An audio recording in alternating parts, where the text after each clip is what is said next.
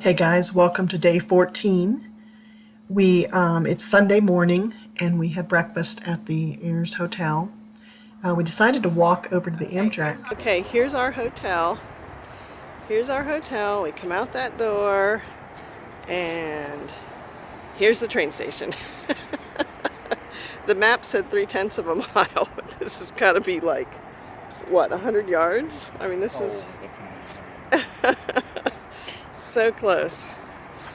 It was Sunday morning, so there wasn't much action happening here at this train and bus station in Anaheim. Really clean facility. Such a pretty looking building.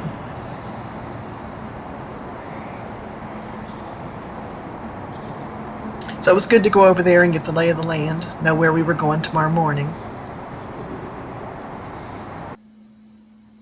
So on the corner was a hockey arena.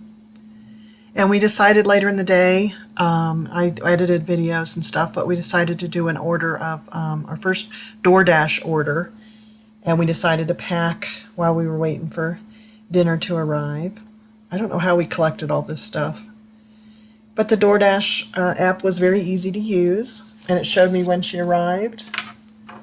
And we sat down and had dinner. It was delicious.